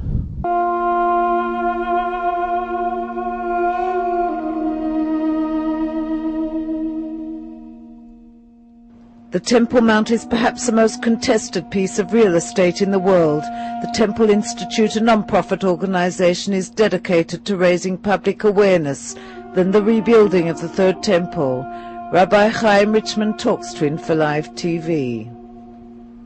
The Temple Institute is a very unique organization because it was founded with the sole purpose of doing as much as possible to raise the consciousness for the Jewish people and really for the whole world as to the central role that the Holy Temple plays in the life of mankind. And this is really a basic principle of Jewish faith, that the Holy Temple is not just some magnificent synagogue. It really wasn't a synagogue at all, or just some beautiful building rooted in the biblical past of the Middle East, but rather it's seen by the Torah as the vehicle that brings about a certain spiritual reconciliation between all of mankind and God. And of course, every prophet of Israel tells us that the time will come when the temple will again be rebuilt, and actually it's the era, the epic of the Third Temple, which is seen, for example, when we study Isaiah, as the time which will be unparalleled in human history, when all mankind will be at peace and united in the recognition of God. So everything that we do is really about the restoration of the promise of the temple. There's a number of ways that we go about this. The production of educational materials and curriculum that are used all over the world, and conferences and publications. But the main focal point of our work, where we're standing right now, is actually the reconstruction of vessels that can actually be used in the Holy Temple. As Israel and the Palestinians prepare for another peace summit, the future status of Jerusalem has been thrust to the forefront. Many remain skeptical over the funds invested in the future reconstruction of the temple, and if it will bring true peace. Well, you know, a lot of people will try anything for peace, and John Lennon said, all we're saying is give peace a chance. And so why not try the one thing that God himself promises, for example, through the prophet Haggai, where he says, in this place I will grant peace. You know, we try not to be political. We're really not a political organization at all. It's totally a religious and educational undertaking, but it's kind of hard to separate, for the Jewish people living in the land of Israel, the connotation of all of this. Obviously, the Holy Temple doesn't go in Hartford, Connecticut. It goes here on the Temple Mount, which is something that God himself declared. But basically, the idea is that, you know, we're really just trying to do everything possible as a declaration of our faith, that we believe that this is the destiny of the Jewish people.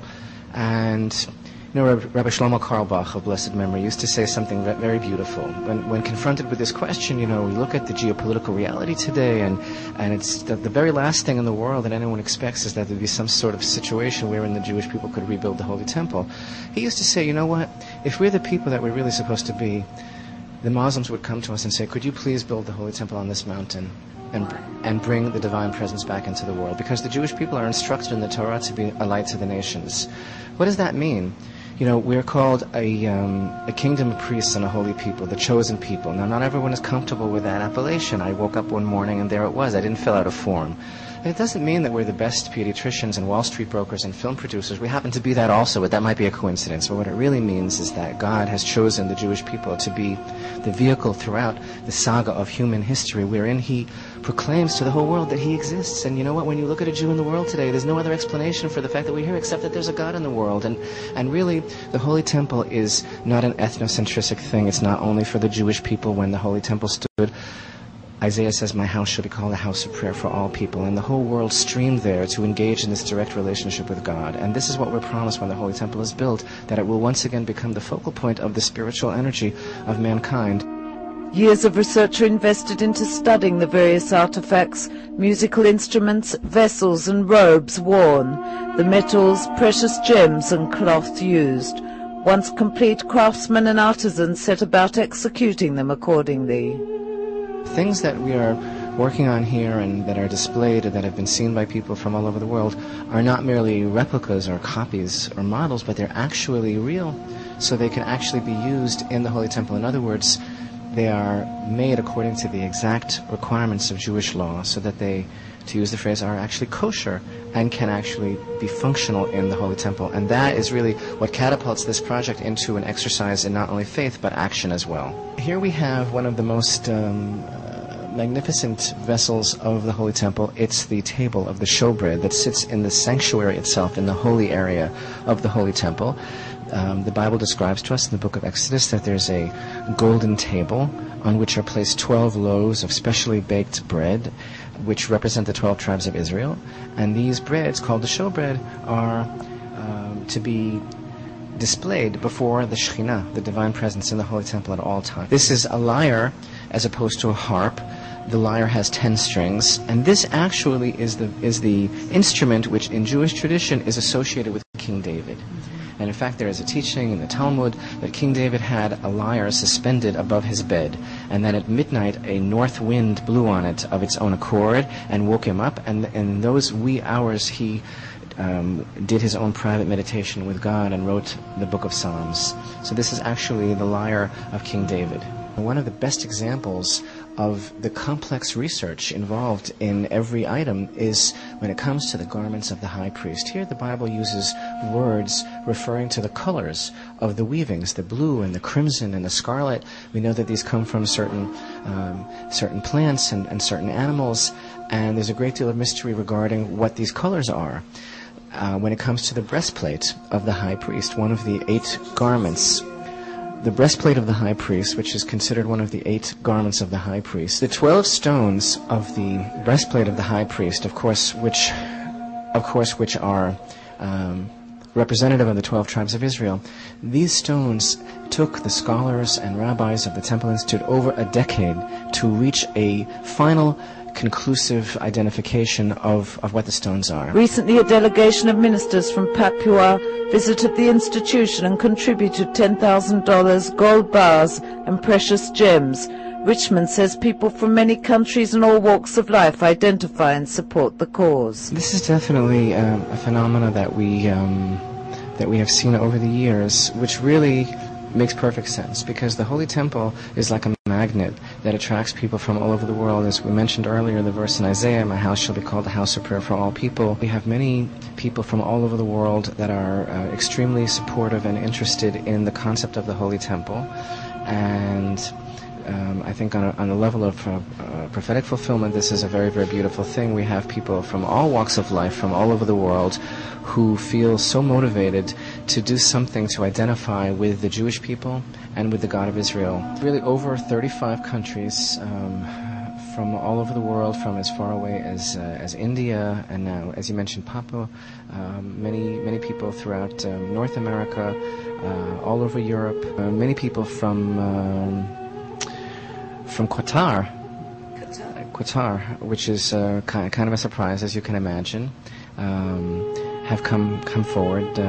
Also, most recently, Papua and India, some from Indonesia, and even we had once a delegation from Mongolia.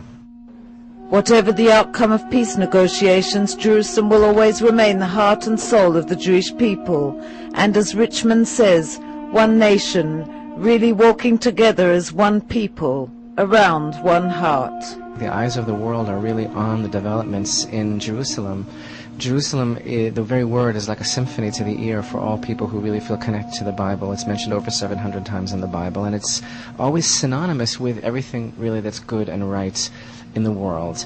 And the only city, of course, that was called the city of God, that God himself chose. But why? When we think about it, what is so special about Jerusalem? And we have to realize it is the secret that lies in its heart, the enigma of the Holy Temple, and the promise of living life on a whole different level of fulfillment.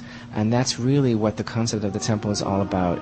And when we look in earlier history and we look at the idea of the Jewish people having exited Egypt, building the tabernacle in the desert, that's this idea of one nation really walking together as one man around one heart with God in its midst. And that message is not only for the Jewish people, but for the whole world.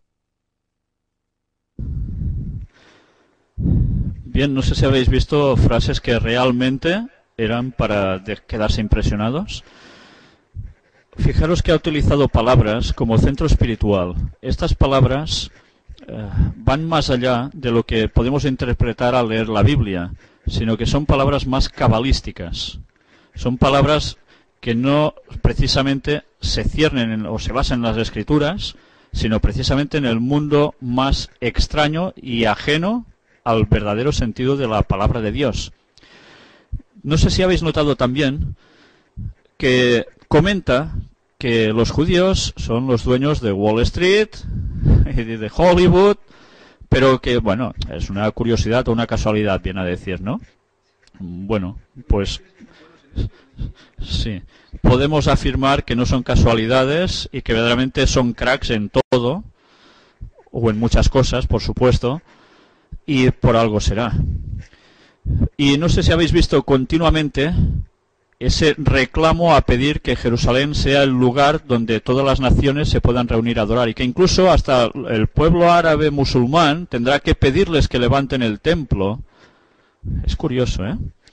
Pues bien, él cita a profetas del Antiguo Testamento y está sencillamente hablando de que todo esto está profetizado que debe suceder. Nosotros iremos viendo, con el paso de las conferencias, que todo lo que ellos aplican a este tercer templo, esto no es en verdad para ahora. Que venga ese Mesías, que todos los pueblos se junten allí a adorarlo, etcétera, etcétera, sino cuando toda la historia de la humanidad haya terminado y después en la historia que continuará con la llegada del verdadero Mesías, en su momento, esas cosas van a suceder, pero no en nuestros momentos de historia. Pero bien, todo eso lo tendremos que ir demostrando. Mientras, os insto a que por vosotros mismos vayáis buscando todo esto. Ya no disponemos de mucho tiempo, pero vamos a ir terminando más.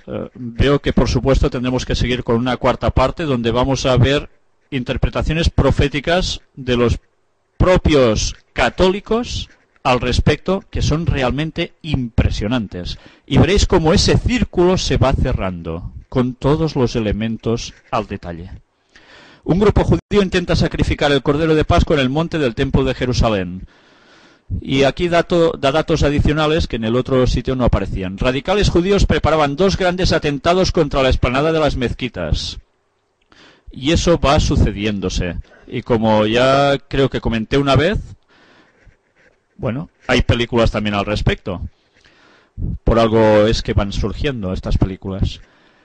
Web Islam, el alcalde de Jerusalén, suspende las obras al pie de la explanada de las mezquitas. ¿Y sabéis por qué? Pues bueno, porque hubo una presión al respecto por temor a que ellos, los judíos, hicieran algo allí que pudiera provocar que esas mezquitas terminaran mal. Entonces, incluso se pusieron cámaras de televisión que registraban continuamente todas las obras que allí se hacían. Pero aún y así, finalmente, pues se decretó que se parara. Las excavaciones en el monte del templo avalan la existencia del primer templo judío en Jerusalén. Y fijaros, para los judíos, el monte del templo en Jerusalén es el sitio más sagrado. Por su parte, los musulmanes dicen que este lugar siempre les ha pertenecido a ellos. Pero, ¿qué dice la evidencia histórica al respecto? Esta noticia es de 18 de abril de 2007. Para los judíos, el monte del templo en Jerusalén es el sitio más sagrado. Por su parte, los musulmanes dicen que este lugar siempre les ha pertenecido a ellos. Pero, ¿qué dice la evidencia histórica al respecto? Unas recientes excavaciones arrojan luz respecto a este punto. Cuando los musulmanes comenzaron en 1999 la construcción de una mezquita en el monte del templo, muchos arqueólogos israelíes trataron de detener las excavaciones para defender lo que ellos entendían que afectaba a la sede de la construcción original del templo judío de Jerusalén. Las excavaciones realizadas en el monte del templo se transmiten en vivo por internet, varias cámaras, etcétera, etcétera. Escombros valiosos. Los trabajos arrojaron toneladas de escombros en el valle Kidrón en Jerusalén. Lo que la mayoría ve como un montón de escombros sin importancia puede ser un tesoro para los arqueólogos israelíes. Gabriel Barkay, arqueólogo de la Universidad Bar Ilan, trata con el pasado de Jerusalén, desde los ejércitos de Nabucodonosor hasta los caballeros templarios de las cruzadas. Él dirige uno de los esfuerzos arqueológicos más inusuales, pero a la vez más importantes en el Israel actual. Barkay supervisa la exploración de las toneladas de escombros y material desechado proveniente del monte del templo en Jerusalén. Y la conclusión de Gabriel Barkay es que se puede establecer una clara historia del monte del templo a través de los hallazgos que ha hecho. Los hallazgos proporcionan una retrospectiva fascinante en la historia de Jerusalén. Es un trabajo de detective de la antigüedad.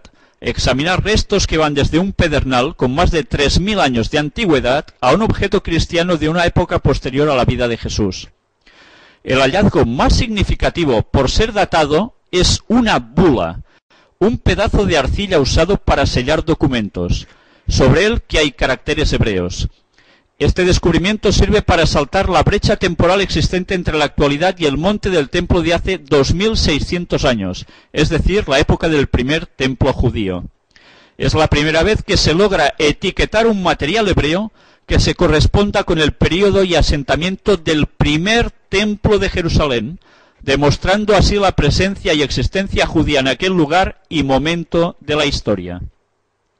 Esto era algo que se negaba hasta ahora.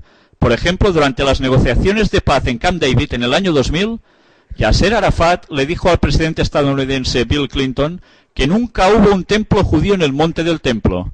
En este sentido, Barkay cree que aparte de la intifada de hace 5 años, también hay un intento por borrar la historia y la cultura judías del pasado. La arqueología habla. Y como decía un texto bíblico, si nosotros callásemos, las piedras hablarían. Pues esa es la función de la arqueología también, ¿eh? Se resquebrajan los restos del antiguo templo de Jerusalén, el muro de los lamentos. Pues resulta que unas piedras que se pusieron encima de esta pared, las más nuevas, en tiempos del mandato británico, se están pulverizando. Entonces se teme que todo esto ayude a que la tierra que está soportando la mezquita pues pueda tener problemas, ¿no? Y ya sabéis lo que va a pasar. Y ahora fijaros en esto. 2009, 31 de enero. Una granada de marfil del tamaño de un pulgar con una antigua inscripción hebrea es la única reliquia recobrada por primera vez de los tesoros perdidos del templo del rey Salomón. La diminuta granada que aparentemente coronaba un cetro llevado por el sacerdote del templo tiene la inscripción perteneciente al templo de Dios, sagrado para los sacerdotes. Data de mediados del siglo VIII antes de la era cristiana, la época del templo de Salomón. Y fijaros, muchos de los tesoros hallados en estas excavaciones y en numerosas otras realizadas dentro y alrededor de Jerusalén se encuentran en el Museo Bíblico, ¿y dónde? Y Arqueológico Bronfman y en el Museo Rockefeller. ¿Por qué será que les interesa tanto a ellos esto? Pues bien, ya veis, empiezan a salir ya objetos. Por eso tienen polémica continua en esa zona, porque unos quieren eliminar pruebas y los otros quieren mantenerlas que salgan a la luz pública para demostrar que el templo judío había estado allí y que el Islam no está en lo correcto. Y ahora vamos a hablar de la ubicación del templo, si aún disponemos un poco de tiempo. Y es muy interesante, esto os lo dejo para que os lo leáis en casa, pero hace una retrospectiva impresionante de cómo estaba ubicado ese templo y que incluso por la parte de abajo pasa el río Gión. ¿Y qué era el río Gión? Bueno, el agua de Gión era simbólica al agua de vida. Ofel y el arroyo de Gión son sinónimos. Y era precisamente... Es que os lo voy a leer porque son detalles que normalmente se desconocen. Fijaros, el arroyo de Gión era el único arroyo natural de agua pura dentro de 5 millas de distancia de Jerusalén en cualquier dirección. Agua pura era un requisito indispensable para los rituales esenciales del templo. Debido a este arroyo de agua pura, el templo era un microcosmos del huerto de Edén. Y es cierto, uno de los ríos que fluyeron en el huerto de Edén era el río Gión.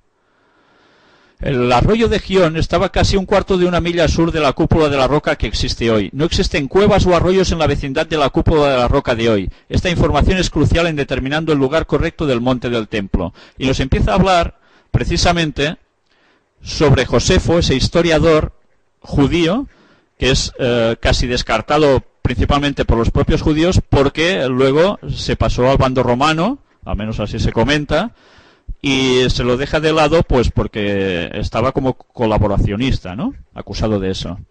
Pero que da todos los detalles de cómo estaba ubicado el templo en esos momentos. Es interesante porque precisamente hay un texto bíblico donde dice que del trono de Dios sale un río debajo de él, ¿verdad? ¿Recordáis esos textos? Pues curiosamente, donde estaba el lugar santísimo, debajo pasaba también un arroyo. Fijaros como siempre hay un paralelismo, porque lo que se hacía en la tierra era modelo de lo que sucede en el cielo. En la tierra se hizo un, ¿qué? Santuario, un templo. ¿Pero de qué era muestra? Era copia, se le dijo a Moisés, del que está en el cielo, donde Dios actúa por todos nosotros intercediendo y haciendo sus funciones. He aquí la importancia de esa zona. Era la copia del reino de Dios en el cielo. Y aún hay más importancia que todo esto. Ya lo iremos viendo. A pesar de todo, esto es muy interesante que lo leáis en vuestras casas porque da datos que normalmente ignoramos y que los podéis comprobar y son totalmente correctos. Ya veis que es un artículo bastante extenso, pero muy, muy bueno. La ONU exige a Israel que detenga la demolición de casas en Jerusalén Este. Y esto es de mayo de 2009. Son más de 60.000 personas de las 225.000 palestinos que viven en la ciudad quienes pueden resultar afectados por los derribos. Fijaros, se está limpiando la zona de palestinos. ¿Por qué? Porque los judíos necesitan tener esa zona para ellos. ¿Para que se cumpla qué? Hay textos bíblicos donde nos hace referencia incluso en palabras de Jesús, hablando de que hasta el tiempo de los gentiles se cumpla. Que Jerusalén será hollada por los gentiles hasta que ese tiempo termine. Y curiosamente, ellos que niegan la existencia de Jesús como Mesías, están cumpliendo las profecías que Jesús mismo dijo. Y esos momentos de sacar a la gente que no es judía de allí, se están cumpliendo delante nuestro. De ahí las polémicas que están sucediendo continuamente de gente que se desmantela de sus hogares, que no dejan edificar viviendas a los palestinos, aunque sean palestinos cristianos, que los hay. ¿Por qué está pasando todo eso? Todo eso estaba profetizado. Lo curioso es que lo estén cumpliendo precisamente los enemigos del propio Mesías. Pero bien, vamos a ver, esto lo podéis leer en vuestras casas, y fijaros en este artículo 53 de la Convención de Ginebra.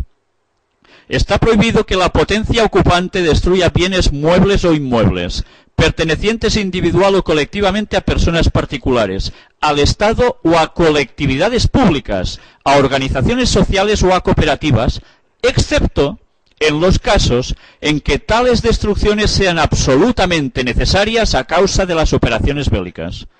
Me recuerda a la película de los hermanos Marx, ¿no? De que va diciendo cosas y luego lo van recortando hasta que al final se vuelve a lo de antes. Es realmente increíble. La excusa, si hay operaciones bélicas se puede derribar todo, no hay problema. Bueno, pues bien. Multimillonario judío quiere construir el templo de Jerusalén. Y este es un caso muy curioso de este señor. Esta noticia es de 27 de agosto de 2009. Guma Aguiar es a día de hoy uno de los personajes más llamativos de Israel. Su cuenta bancaria ha posibilitado la compra de decenas de propiedades en Jerusalén, donde aspira a construir algún día el tercer templo. Dicen que se cree el Mesías, eso dicen.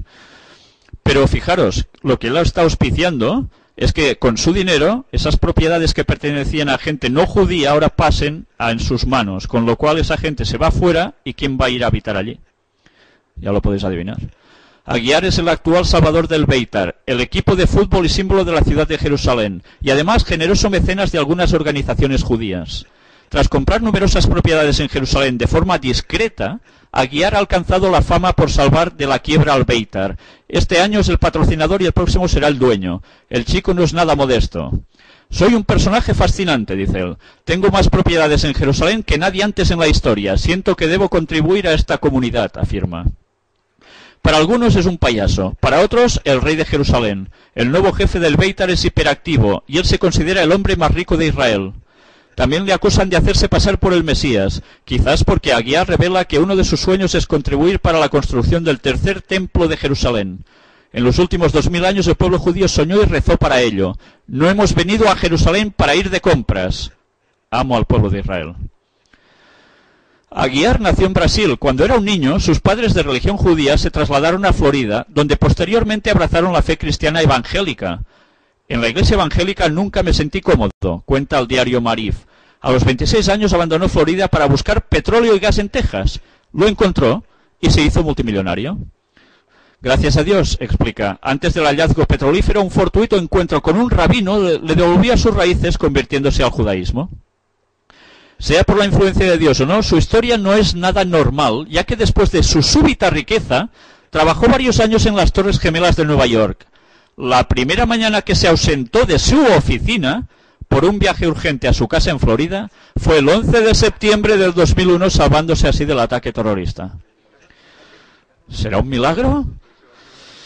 Bueno, sin comentarios. Pasado un tiempo del hallazgo de gas y petróleo, vendió la empresa que compartía con su tío por $2,5 millones de dólares. La prensa financiera estima que su fortuna se acerca a los $100 millones, algo que a Aguiar le parece poco. Valgo mucho más. Quien ha dado esa cifra debe volver al colegio porque no sabe contar. Yo sigo creciendo e invirtiendo. Todo lo que hago tiene éxito, aunque no sé cuánto dinero tengo. Me imagino que soy el más rico de Israel. Judío especial. Aunque se define como un religioso judío, lo es muy a su manera. Le va la noche, el alcohol, las after party y de vez en cuando los porros. Así es Aguiar, que defiende abiertamente la legalización de drogas blandas en Israel. No hay que hacer un gran escándalo por un porro. Todos fuman. Cuando tienes 20 años quieres probarlo todo. Como muchos, incluido George Bush, yo también tomé cocaína. Dice tras confesar que hace un mes la policía de Florida encontró marihuana en su coche. Uriel Daskal, editor de deportes del diario Calcalist, opina: no creo que sea el más rico. Hay mucho misterio en torno a su figura. No sabemos aún si la inversión en el Beitar es por razones religiosas, políticas, deportivas o económicas.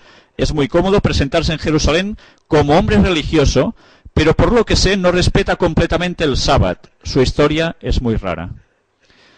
Sin comentarios. Policía desaloja violentamente a palestinos de la explanada de las mezquitas. Y esto era de octubre de este año. Y hay un reguero de noticias que todos vimos en televisión, donde la tensión estaba por las nubes y duró unos cuantos días. Israel reabrió la explanada de las mezquitas para el acceso de los creyentes musulmanes, del Web Islam. Todo el rato esa situación candente. Todos atentos a esa zona. Y en cada noticia que os he puesto aquí hay detalles que son interesantes para ir conociendo. Nuevos enfrentamientos en la explanada de las mezquitas de Jerusalén. Ya veis la imagen del fondo. Se hizo un fuego violento, ¿eh? Nuevos enfrentamientos en la explanada de las mezquitas de Jerusalén. Y así, una detrás de otra. Pero ya os digo, siempre con detalles importantes en cada uno de estos artículos que en los otros no aparecen. Policía israelí y palestino se enfrentan en Jerusalén. Ya veis la policía al fondo y venga, piedras van, tiros vienen. Cada uno con lo que tiene. Jordania alerta a Israel que irrumpir en explanada mezquitas va contra la paz. Claro, Jordania sabemos que es no cristiana. Por tanto, a quien apoya teóricamente. Públicamente tiene que dar esta imagen. Aunque ya vimos que Jordania en verdad está vinculada al propio Vaticano. Y veremos también, o ya vimos también, su unidad con Estados Unidos militarmente. Y veremos en las próximas conferencias sobre la visita del Papa a Tierra Santa, a favor en verdad de quién están. Pero bueno, la policía israelí cerró el acceso a la explanada de las mezquitas para evitar más represalias. Y aquí tenemos los planos del templo sagrado. Y una cosa muy curiosa. está sacada de una página de internet donde puedes preguntarle a un rabino distintos temas, y aquí aparece, pregunta, quien corresponda. Me interesaría mucho me hagan llegar los planos con detalles del Beit HaMikdash original, o sea, el templo, y cómo lo pide la Torá. Soy arquitecto y me gustaría tener una reproducción del templo sagrado. Muchas gracias. Y bien, en esta página va apareciendo precisamente toda una explicación al respecto, muy interesante, de cómo se fueron haciendo esquemas hasta que finalmente se consigue llegar a lo que realmente se cree que fue. Y vamos a ver quién estaba detrás de todo esto. Importante aportación arqueológica basada en su tesis doctoral, patrocinada por la Fundación Rothschild y leída en 1992. Curioso que siempre nos salen los mismos. Pues bien, vamos a saltar un poquito. Aquí hay los planos ya hechos de cómo era ese templo para poder erigirlo, como ya sabéis, igual, pero a lo bestia, a lo grande. Hallan restos del primer templo judío bajo la mezquita de Al-Aqsa, cúpula de la roca, noticia del año 2007. No sé hasta dónde me dará tiempo a llegar, pero aquí una vez más vemos universidades en Israel. Y fijaros, la universidad esta, la famosa Universidad Hebrea de Jerusalén, fue fundada conduciendo, bueno, statesmen y los eruditos, incluyendo Chaim Weizmann, Sigmund Freud, el padre del psicoanálisis, sabíais que era judío, ¿no? Martin Buber, Albert Einstein, Judah Magnes y el señor Rothschild. Pues bien, ¿quién tenía que estar detrás de todo esto? De todos estos movimientos tan importantes en esta zona. Ya lo vimos desde la primera conferencia, cómo los Rothschild estaban detrás para que Israel llegara a ser lo que está llegando a ser y lo que van a hacer en ese templo, en ese monte. ¿Y esto qué es? La Knesset, el Parlamento israelí, que fue una donación de, ¿sabéis quién? Familia Rothschild. 8 de agosto de 1966. Bueno, y aquí tenemos Salomón y el templo sagrado, y si no os hace nada, voy a cortar aquí, donde vamos a ver algo muy interesante, y es un detalle muy significativo. Para la masonería, Hiram, el constructor del templo de Salomón, enviado por el rey de Tiro, también llamado Hiram, uno se llamaba Hiram y el otro Hiram Aviv. Para ellos este constructor es la gloria excelsa, por decirlo de algún modo. Es el padre, por decirlo de una forma que podamos entender, de la masonería, de los rituales iniciáticos, de los misterios. Pues bien, ellos que tienen a este personaje como algo tan importante, como alguien tan excelso, vamos a ver qué nos dice Ellen White al respecto. Es realmente sorprendente ver el contraste magnífico entre lo que creen unos y lo que fue en verdad. Pues bien, la conferencia sobre el tercer templo de Jerusalén, si Dios quiere, va a tener una cuarta parte, en la cual van a aparecer ya las profecías católicas al respecto, con la cual cosa vamos a terminar de cerrar el círculo, y algunos detalles que os van a dejar verdaderamente impresionados. Por mi parte nada más, muchas gracias por haber venido y ya tenéis faena en vuestras casas al repasar las imágenes una por una. Gracias.